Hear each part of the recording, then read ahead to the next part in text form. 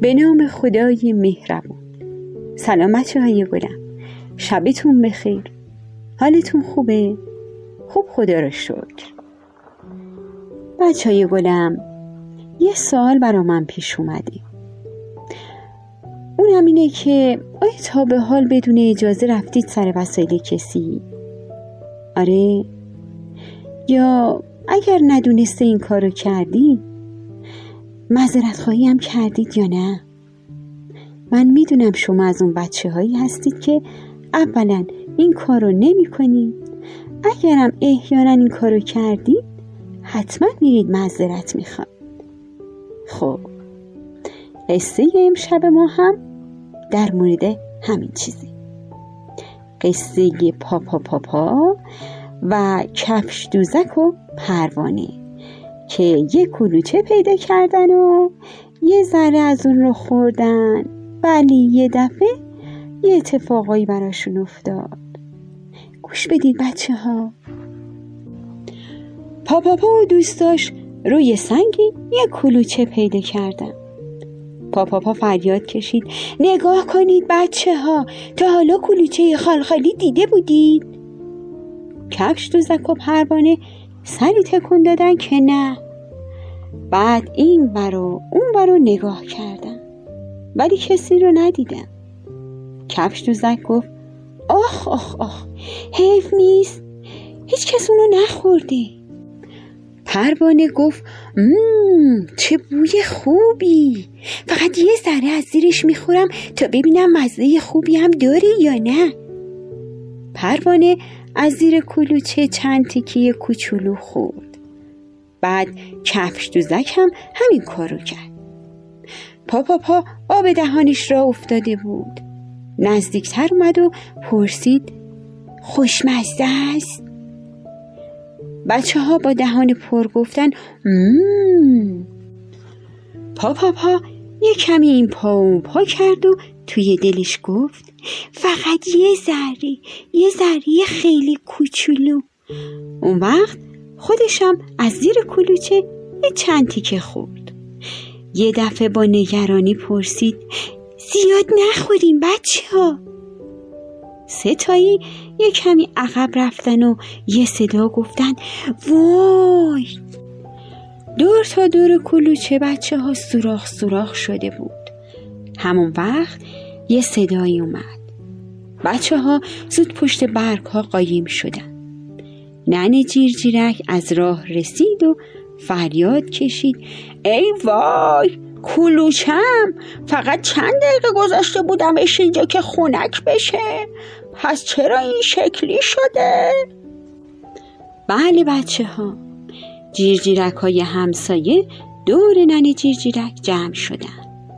یکیشون گفت: حتما کار بچه زنبوراست، از بس اینو شکموان. یکی دیگه گفت: شایدم کار بچه مورچه ها باشن، برم دنبالشون. ننه جیرجیرک اخمی کرد و گفت: شما که ندیدید چرا اینا رو میگید؟ کفش دوزک از پشت برگا یواش گفت: آخیش چه خوب شد هیچ کس ما رو ندید. پروانه محکم سری تکون داد. پا فکر کرد و گفت: آره خب، ولی خدا که ما رو دیده. بعدشم اگه به جای ما اون کوچولوهای دیگه دعوا بشن، اون وقت چی میشه؟ بریم با هم بگیم ما بودیم.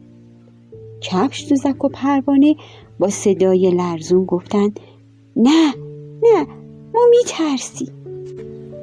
پا کمی این پا و اون پا کرد و با خودش گفت: خب منم میترسم، ولی میخوام برم تا خدا از من راضی باشه. بعد نوک پا از پشت برگا بیرون اومد و با من و من به ننه جیرجیرک گفت: بچه هایی که از کلوچتون خوردن خیلی پشیمونن، اونا رو میبخشی؟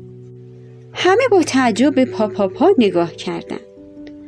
ننه جیرجیرک پرسید: تو اونا رو میشناسی؟ پا کمی قرمز شد و سری تکون داد. بعد بعد دور دهانش رو لیسید و گفت کلوچتون خیلی خوشمزه بود. همه با هم پچ پچ کردن و ننه جیرجیرک زد زیر خنده. پا سرش رو پایین انداخت که بره. ننه جیرجیرک پرسید پس کجا میری قهرمان؟ اون وقت با مهربانی لبخند زد و گفت کار بدی کردی، بی اجازه به چیزی که مال تو نیست دست زدی، ولی چقدر شجاع بودی که به من راستشو گفتی. هزار آفرین پا. جیرجیرک های همسایه یکی یکی با آواز تکرار کردند آفرین پا، هزار آفرین پا و صداشون توی هوا پیچید. پا با خوشحالی گوش میکرد.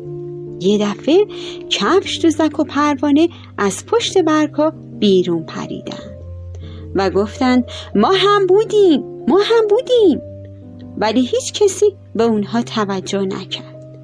فقط پا با شادی شاخکاشو برای اونها تکون میداد. ولی بچه‌های خوبم، قهرمان قصه ما پا بود، چون که خیلی شجاع و خیلی نترس اومد اعتراف کرد و به ننه جیرجیرک گفت که من بودم بدون اجازه به کلوچه های شما دست زدم و از شما معذرت میخوام. قصه ما بچه ها به پایان رسید. امیدوارم خوشتون اومده باشه. تا شب دیگه و قصه دیگه شما رو به خدای بزرگ میسپارم. خدا یار و نگهدارتون.